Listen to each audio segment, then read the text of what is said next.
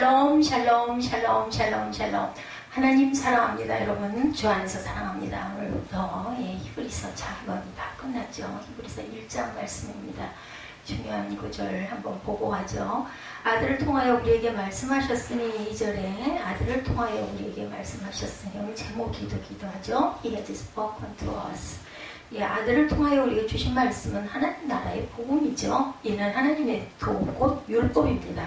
또한 하나님의 도는 아브라함을 택한 목적이자 이스라엘 민족을 택한 목적이고 우리를 택한 목적이기도 하시다라는 거죠. 그리고 1장 9절에 보면 불법에 대해서 말하죠. 주께서 의를 사랑하시고 불법을 당연히 미워하셨습니다. 신명기 6장 25절에 이 모든 명령을 우리 하나님 야훼 앞에서 삼가 지키면 그것이 곧 우리의 의로움이라 이렇게 말씀하고 있습니다. 그리고 여호와의 도, 하나님의 율법, 그리고 나를 택한 목적이라고 얘기해요. 그죠? 예수님은 요한복음 17장 8절에 아버지께서 내게 주신 말씀들이라고 말씀합니다. 누가복음 4장 43절에서는 하나님 나라 복음이다. 율법은. 그리고 마태복음 22장 16절에 하나님의 도, 누가복음 20장 21절에도 하나님의 도, 마태복음 5장 17절에서 7장 12절에도 율법이라고 말씀합니다. 하나님의 아브라함을 택한 목적, 창세기 18장 19절에 여호와의 도, 창세기 26장 5절에 계명과 율례와 법도라고도 말하죠. 우리를 택하신 목적, 갈라디아서 3장 7절에서 9절 믿음으로 말미암은 자들은 아브라함의 자손이라고 말씀합니다. 갈라디아서 3장 29절에도 그리스도의 것이면 곧 아브라함의 자손이다. 유다서 1장 3절에도 성도에게 단번에 주신 믿음의 도다. 이렇게 말씀합니다. 이스라엘 민족을 택한 목적, 사사기 2장 22절, 여호와의 도, 신명기 4장 8절, 율법 곧 규례와 법도다. 하늘에 멸망할 것이나 1장 10절에서 11절에 말하죠. 주여 태초에 주께서 땅 기초를 세우셨으며 하늘도 주의 손으로 지으신 바라. 그것들은 멸망할 것이나 오직 주는 영존할 것이요 그것들은 다 옷과 같이 낡아진다고 말하죠. 베드로서 3장 7절에 하늘과 땅은 그 동일한 말씀으로 불살하기 위하여 보호하신 바 되었다. 베드로서 3장 10절에서 12절에도 주의 날이 도둑같이 오리니 그날에 하늘이 불에 다 풀어지고 물질이 뜨거운 물에 녹아진다고 말씀합니다. 모든 천사들은 섬기라고 보내셨다라고 얘기하죠. 14절에 보면 마지막 절에 시편 37편 7절에도 여호와의 천사가 주를 경외하는 자를 둘러 진치고 그들을 건지신다.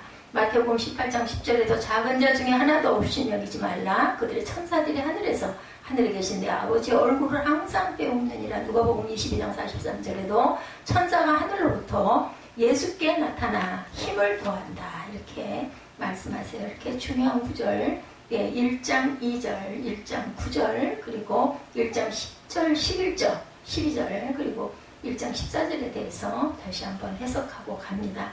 히브리서 1장은 히브리서의 서론이겠죠. 서론 부분에 해당합니다. 예수 그리스도의 신성을 강조하고 있습니다. 특히 예수 그리스도를 천사와 비교해서 설명하죠. 말씀을 다하는 자들로 기독론에 관한 확신을 갖게 합니다. 히브리서 기자는 본장을 통해 하나님의 아들이신 예수 그리스도께서 선지자들과 천사들보다 위대하신 분임을 증거합니다. 먼저 1절에 보면 예수 그리스도의 인격이 나타나죠. 선지자들이 말해온 하나님의 아들이다. 옛적의 선지자들을 통하여 여러 부분과 여러 모양으로 우리 조상들에게 말씀하신 하나님이 이렇게 증거하죠. 하나님께서 옛적의 이스라엘의 조상들에게 선지자들로 여러 부분과 여러 모양으로 하나님 자신을 나타내셨어요. 하나님께서 꿈과 환상과 영광과 음성 그 밖의 것들로 말씀하죠. 그리하여 모세는 하나님과 대면하여 말씀을 받았고 이사야는 환상으로 다니엘은 꿈으로 하나님의 말씀을 받습니다. 옛적의 선지자들을 통해 부분적으로 여러 모양으로 나타났던 하나님의 계시는 예수 그리스도께서 성육신하심으로 절정을 이루었어요. 그리스도를 증거하는 선지자 누가복음 24장 44절에 이르시되 내가 너희와 함께 있을 때에 너에게 말한 바 곧 모세의 율법과 선지자의 글과 시편의 날을 가리켜 기록된 모든 것이 이루어져야 하리라 한 말이 이것이라 하시고 이상과 꿈으로 말씀하시죠. 민수기 12장 6절입니다.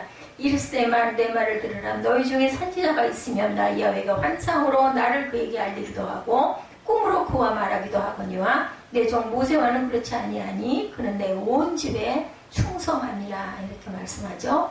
창조자이신 그리스도 2절입니다. 이 모든 날 마지막에는 아들을 통하여 우리에게 말씀하셨으니 이 말씀은 만유의 상속자로 세우시고 또 그로 말미암아 모든 세계를 지으셨다.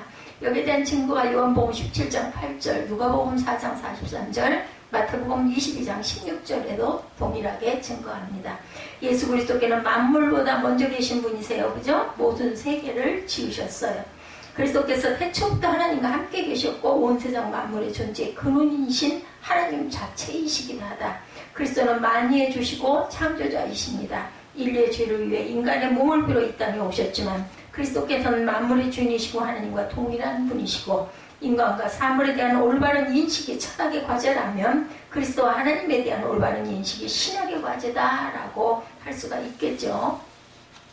유대의 한 평범했던 사람 예수가 누구인가 하는 문제는 인간의 운명을 바꿔놓는 중대한 물음이 됩니다. 말세의 성도를 위하여 나타나신 바 된 그리스도. 베드로전서 1장 20절입니다. 그는 창세 전부터 미리 알림받으시니나 이 말세에 너희를 위하여 나타나신 바 되었으나. 태초에 하나님과 함께 계신 그리스도죠. 요한복음 1장 1절에서 2절입니다. 태초에 말씀이 계시니라 이 말씀이 하나님과 함께 계셨으니 이 말씀은 곧 하나님이시라. 그가 태초에 하나님과 함께 계셨고 만물이 그로 말미암아 지은 바 되었으니 지은 것이 하나도 그가 없이는 된 것이 없다라고 말씀하죠. 요한복음 1장 1절에서 3절이죠. 하나님의 본체 형상이시라고 3절에 증거하고 있죠. 이는 하나님의 영광의 광채시오 본체의 형상이시라. 그의 능력의 말씀으로 만물을 붙으시며 죄를 정결하게 하는 일을 하시고 높은 곳에 계신 지극히 크신 이의 우편에 앉으셨느니라. 예수 그리스도의 성육신은 성경의 약속의 성취였고 인류에게 계시된 하나님 그 자체이십니다. 예수 그리스도께서는 하나님의 형상이시기 때문에 예수 그리스도의 인격 앞에서 그것이 명백히 우리에게 나타날 때 형상은 우리에게 전달이 됩니다. 그리스도는 만왕의 왕이고 만주의 주이시고 그분은 하나님의 영광의 광채시고 본체의 형상이시다. 그리스도께서는 인간의 죄를 정결케 하시고 높은 곳에 오르사 주권자의 보좌에 앉으셨어요. 그리고 지금도 우주 만물을 다스리시는 왕이시죠. 그리스도는 하나님의 형상이라고 고린도후서 4장 4절에 증거합니다. 그중에 이 세상의 신이 믿지 아니하는 자들의 마음을 혼미하게 하여 그리스도의 영광의 복음의 광채가 비치지 못하게 하느니 그리스도는 하나님의 형상이시니라 라고 증거합니다. 근본 하나님의 본체이신 그리스도. 빌립보서 2장 6절입니다. 그는 근본 하나님의 본체시나 하나님과 동등됨을 취할 것으로 여기지 아니하셨다라고 하죠. 뛰어나신 예수 그리스도 아들로 뛰어나셨어요. 4절이죠. 천사보다 훨씬 뛰어남은 그들보다 더욱 아름다운 이름을 기업으로 얻으셨다라고 얘기하죠. 하나님이 낳으신 아들로 독생하신 예수 그리스도는 창조된 분이 아니고 다만 하나님이 낳으신 영원한 아들이시다. 예수 그리스도가 하나님께서 낳으신 아들이라고 할 때 이것은 인간이 아들을 낳았다는 의미와는 전혀 다른 의미를 가집니다. 여기서 낳았다는 의미는 단순히 인간의 출산이 아니라 독생하심을 나타냅니다. 그러므로 하나님의 아들로서 예수 그리스도는 성도나 천사들을 가리켜 하나님의 아들이라고 하는 것과는 다른 의미로 유일하신 아들로서의 하나님의 아들이시다. 너는 내 아들이라 시편 2편 7절이죠. 내가 야훼의 명령을 전하노라. 야훼께서 내게 이르시되 너는 내 아들이라 오늘 내가 너를 낳았도다 하시죠. 스스로 영광을 취하지 않으신 그리스도. 히브리서 5장 5절입니다. 또한 이와 같이 그리스도께서 대제사장 되심도 스스로 영광을 취하심이 아니요 오직 말씀하신 이가 그에게 이르시되 너는 내 아들이니 내가 오늘 너를 낳았다 하셨다. 신분에서 뛰어나신 분이죠. 4절에 그가 천사보다 훨씬 뛰어나면 그들보다 더욱 아름다운 이름을 기업으로 얻으셨다라고 하죠. 히브리서 기자는 예수 그리스도가 천사가 아니고 천사보다 우월하신 분으로 그 우월성을 특별히 강조합니다. 우리 주 예수 그리스도는 인간의 구주만 되시는 것이 아니라 만물을 창조하시고 유지하시면서 다스리시는 창조주시고 섭리주이시다. 로마서 11장 36절에도 증거되어 있습니다. 그러면 모든 피조물로부터 경배를 받으시기에 합당한 분이다. 계시록 5장 13절에 증거하죠. 천사도 그리스도의 창조물이기 때문에 마땅히 그리스도를 경배해야 하죠. 천사들은 그리스도를 경배할 뿐 아니라 최선을 다하여 섬기는 일을 합니다.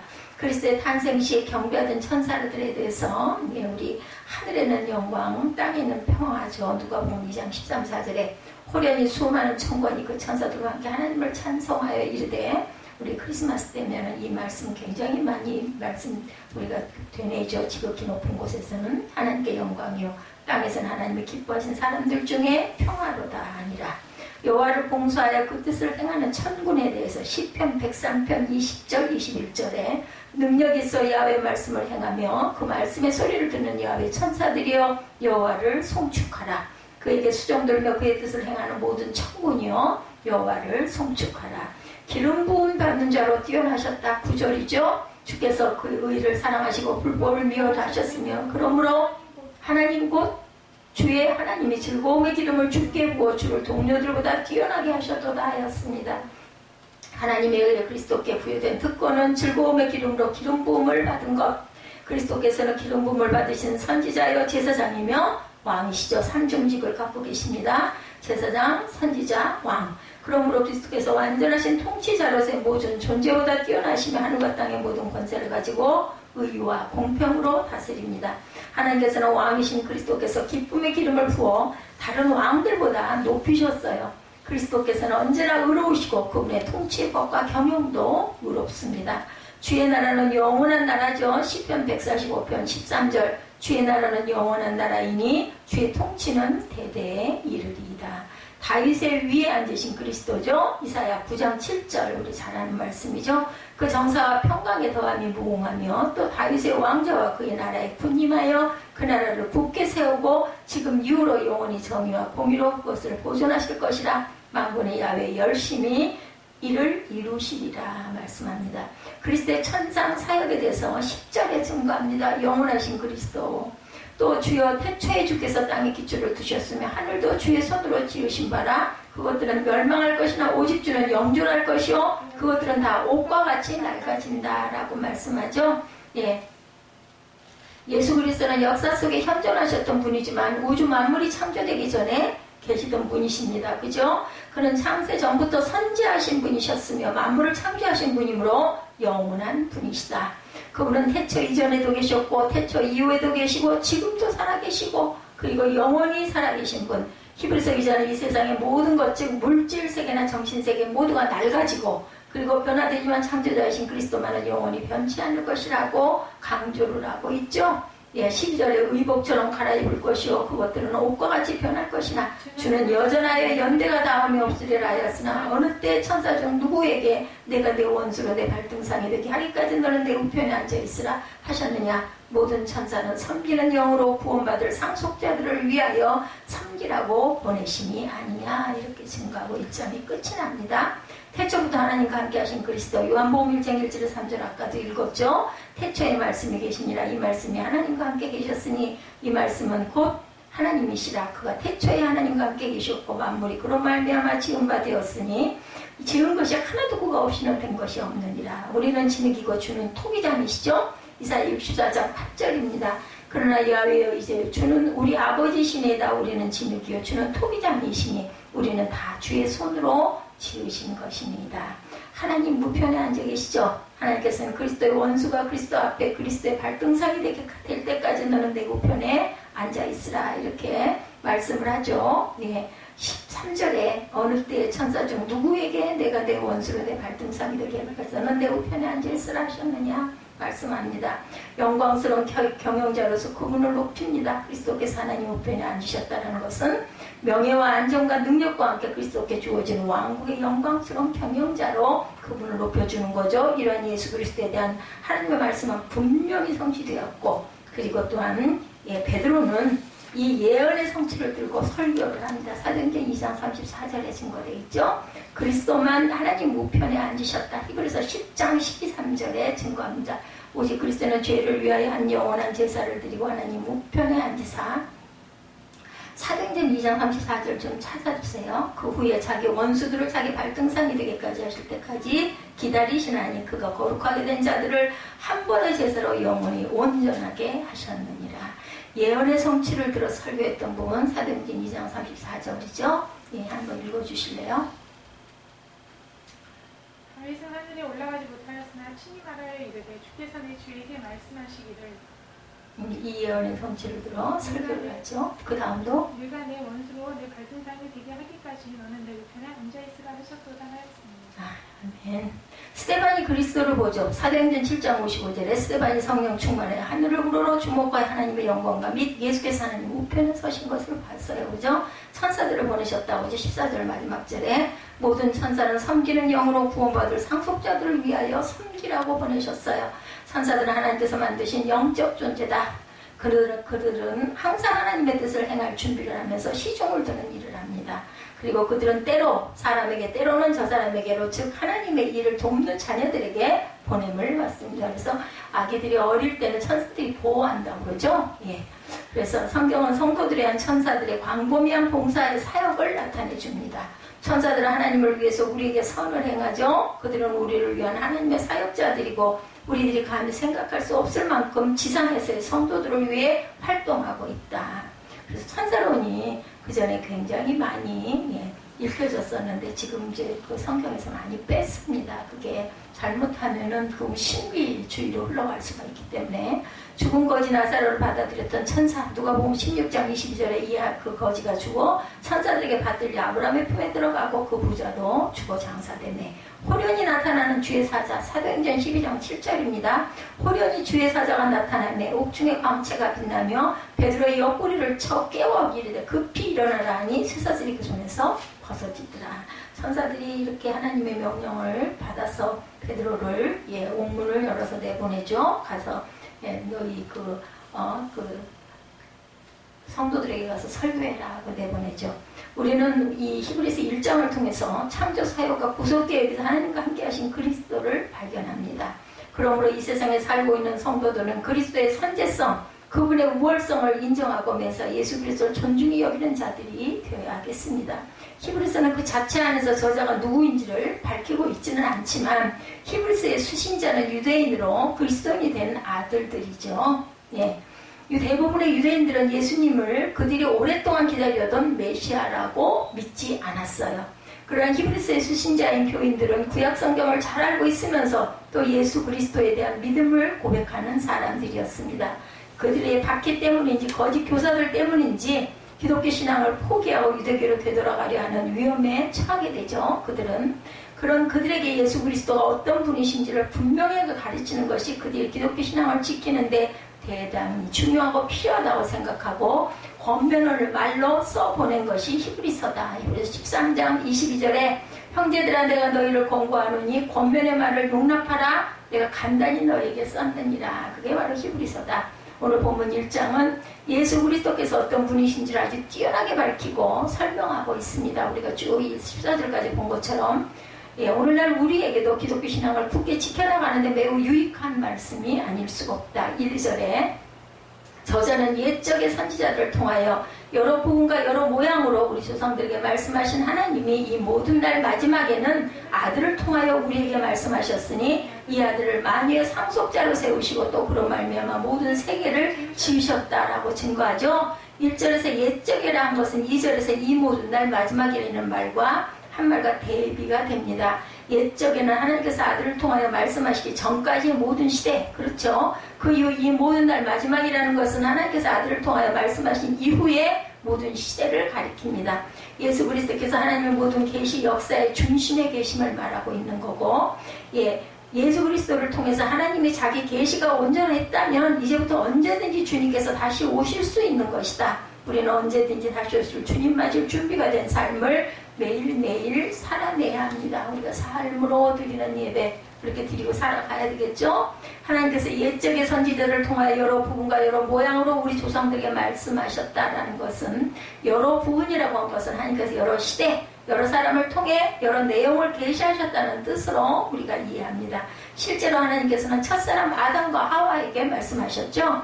하나님께서 천지 창조의 마지막 6째 날에 사람을 창조하시고 하실 때 남자와 여자를 창조하시고는 그들에게 말씀하시기를 뭐라고 그러셨어요? 생육하고 번성하여 땅에 충만하라.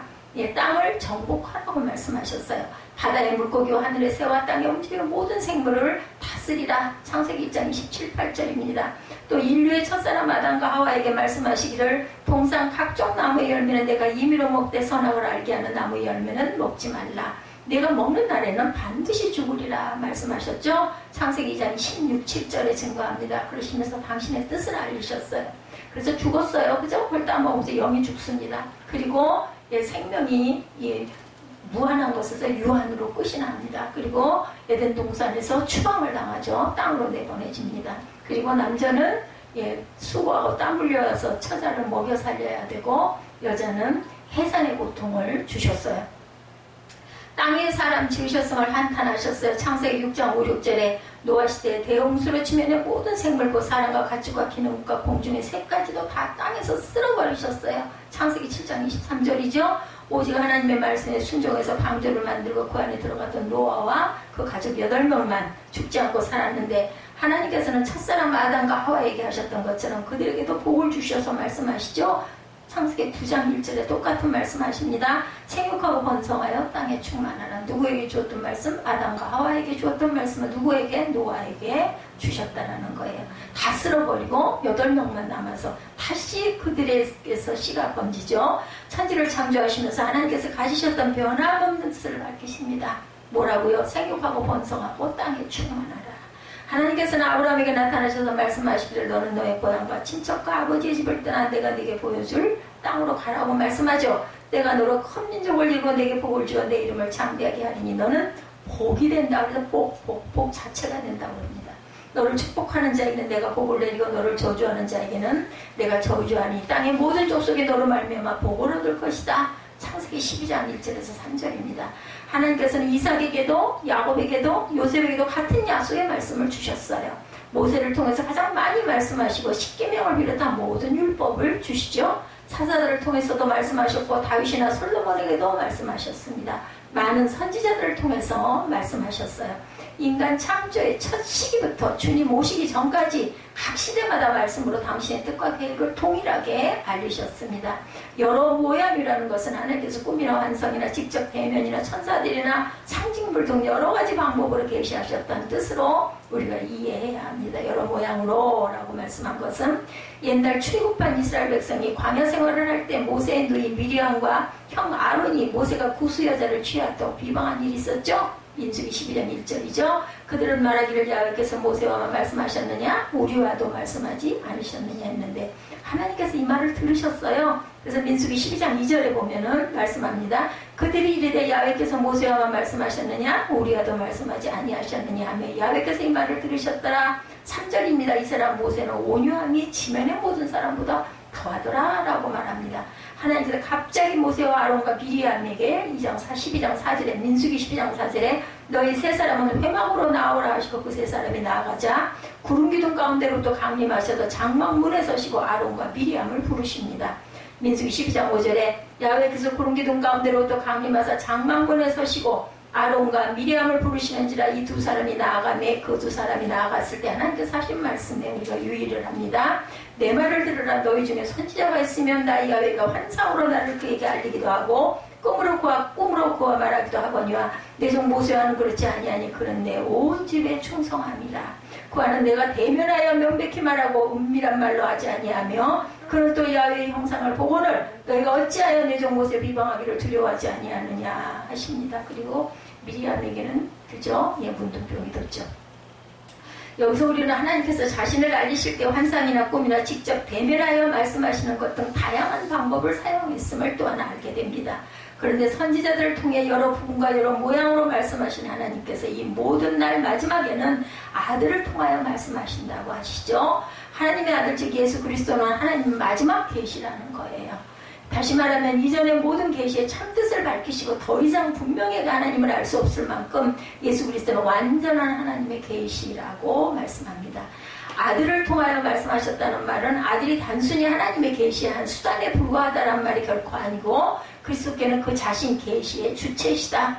왜냐하면 그는 모든 세계를 지으셨고 주권자이시기 때문이다. 그런 뜻으로 쓴 것이 이 아들을 만유의 상속자로 세우시고 또 그로 말미암아 모든 세계를 지으셨느니라 하는 말과 동일합니다.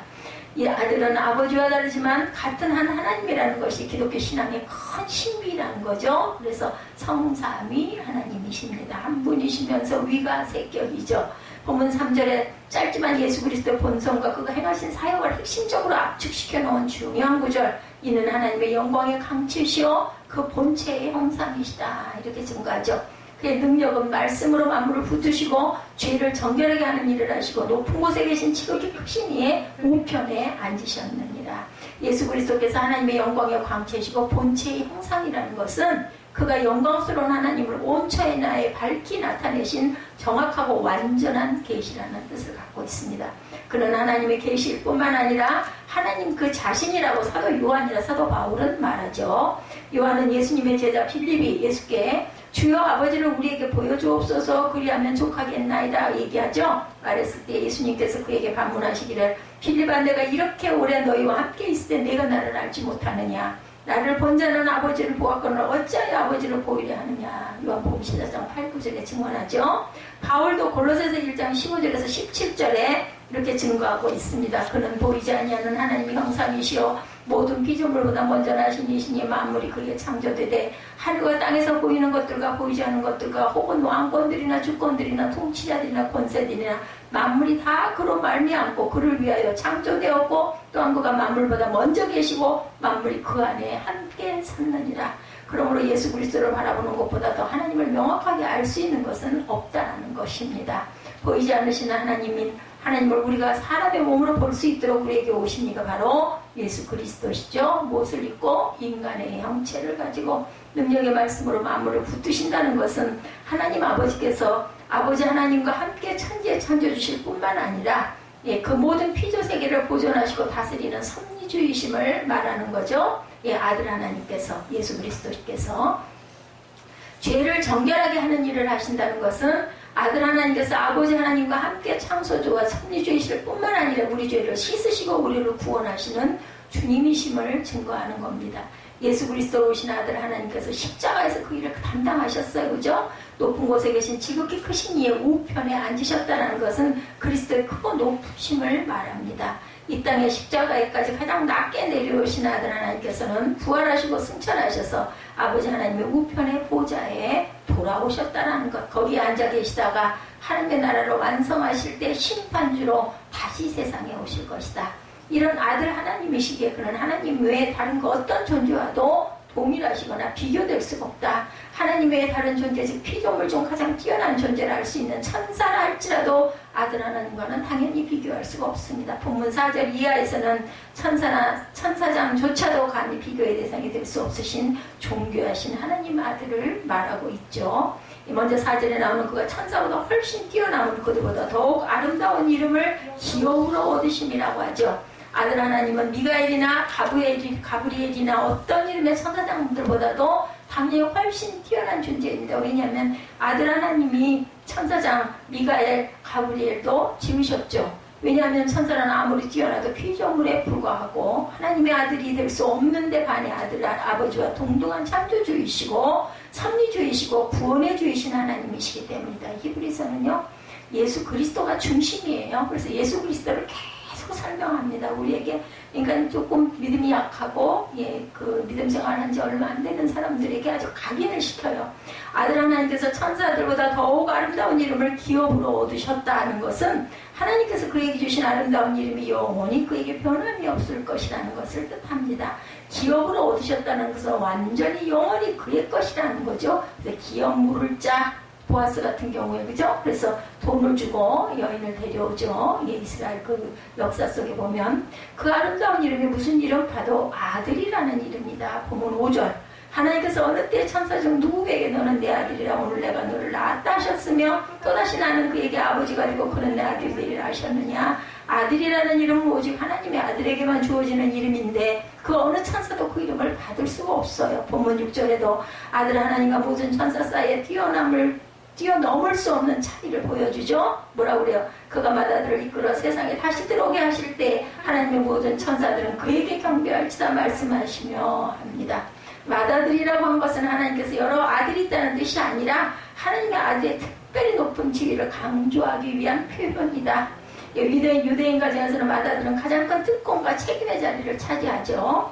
이들은 어떤 피조물보다도 비교할 수조차 없이 월등히 존귀한 존재로 모든 피조물들로부터 경배를 받으셔야 할 뿐 맏아들 그 어떤 천사도 결코 경배를 받는 존재가 될 수 없습니다. 왜냐하면 천사들은 하나님의 심부름꾼 또는 도구에 불과하기 때문이다. 본문 7절에도 천사들에 관하여는 그는 그의 천사들을 바람으로 그의 사역사들을 불꽃으로 삼으셨다고 하죠. 이것은 시편 104편 4절의 인용입니다. 그래서 시편 기자는 하나님께서 바람을 자기 사신으로 삼으시고 불꽃으로 자기 사역자를 삼으신다.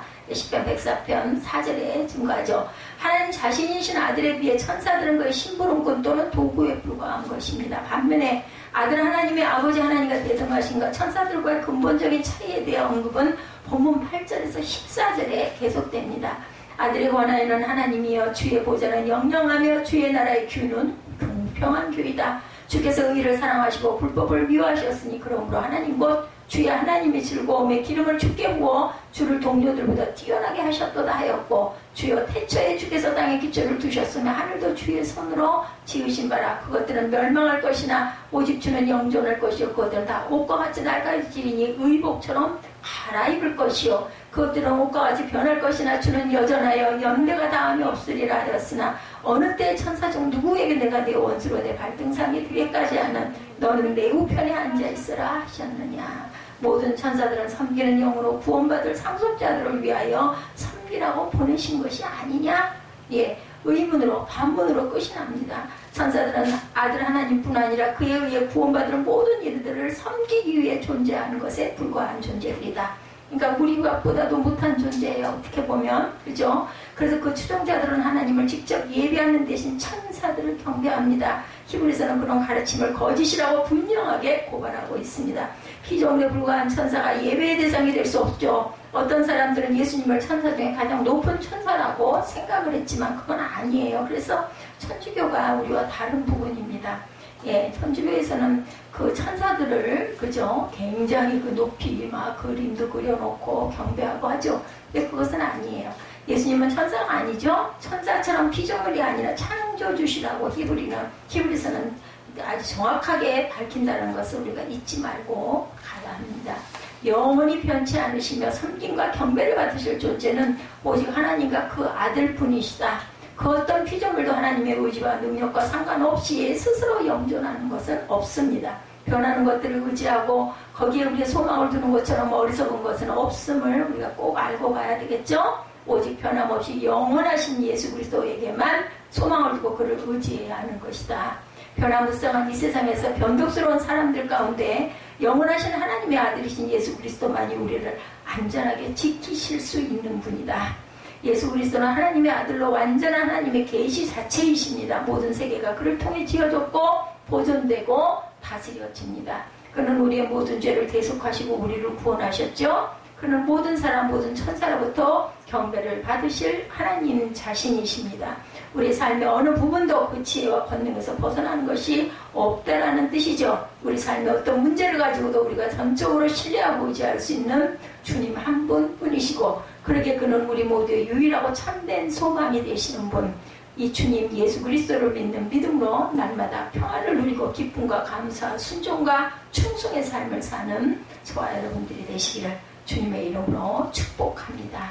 오늘 히브리서 1장을 통해서 하나님께서 우리에게 말씀하셨으니 이 부분의 것들을 우리가 1절부터 14절까지 조목조목 둘러보고 영존하신 분, 만드신 존재가 아니라 스스로 계시는 후엠아이 자체, 하나님과 동등됨을 취하신 예수 그리스도에 대해서 우리가 함께 말씀으로 나누고 어떤 상황에도 변함없는 말씀을 절대로 잊지 말고 가시기를 주님의 이름으로 축복합니다.